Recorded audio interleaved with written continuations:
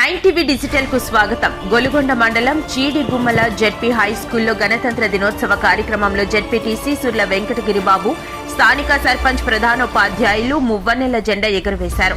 అనంతరం విద్యార్థిని ఉద్దేశించి గొలుగొండ జెడ్పీటీసీ గిరిబాబు మాట్లాడుతూ, స్వాతంత్ర్యానికి పూర్వం భారతీయుల బానిస బతుకులను గుర్తు చేస్తూ ఎందరో మహానుభావుల త్యాగాలకు ప్రతిఫలంగా ఈనాటి స్వాతంత్ర దేశముగా మనల్ని మనమే పాలించుకుంటూ దేశ పురోగతి సాధించుకుంటున్న తరుణంలో స్వాతంత్ర దుర్వినియోగం జరగడం బాధాకరమని ఆందోళన వ్యక్తపరిచారు.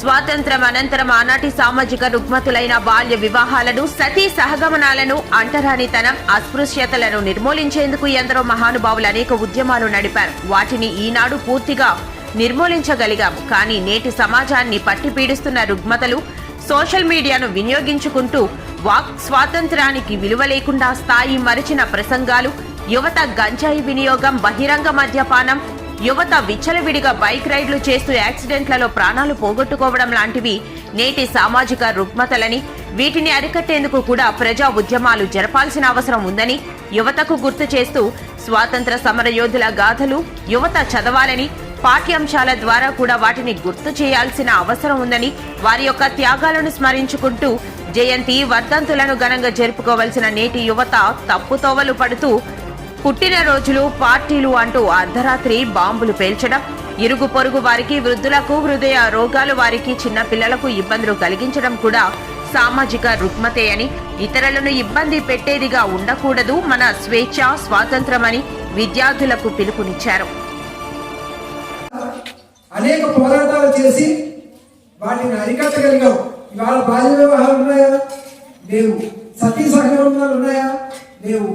అంతకంటే తీవ్రమైన రుగ్మతలు ఇవాళ సమాజానికి ఏర్పడ్డాయి. అంతకంటే తీవ్రమైన రుగ్మతలు ఏంటంటే బహిరంగంగా మద్యపానం, గంజాయి వినియోగం, యువతని చెడుదారి పట్టించేటటువంటి సామాజిక మాధ్యమాలు, సినిమాలు, టీవీలు యువతను పెడదారిని పట్టిస్తున్నాయి. అలాగే ఏది అర్హత లేనటువంటి మనలాంటి వాళ్ళని, సామాన్యుల్ని బహిరంగంగా పుట్టినరోజులు చేసుకోవడం కూడా ఒక సామాజిక రుగ్మతే. ఒక నాయకుడిగా నన్ను నా జన్మదినం జరపడానికి, నా బర్త్డే జరపడానికి వచ్చి చెప్పి కార్యకర్తలు వస్తే నేను వ్యతిరేకించాను. మొదటిసారి కోప్పడ్డారు నా మీద ఆయన. రెండోసారి ఇంకా తీవ్రంగా అన్నారు. 3వ ఏడాది నుంచి అడగడం మానేశారు. నేనేంటంటే పుట్టినరోజు జరుపుకునేటంతటి స్థాయికి నేను ఎదగలేదు అనేది నా భావన.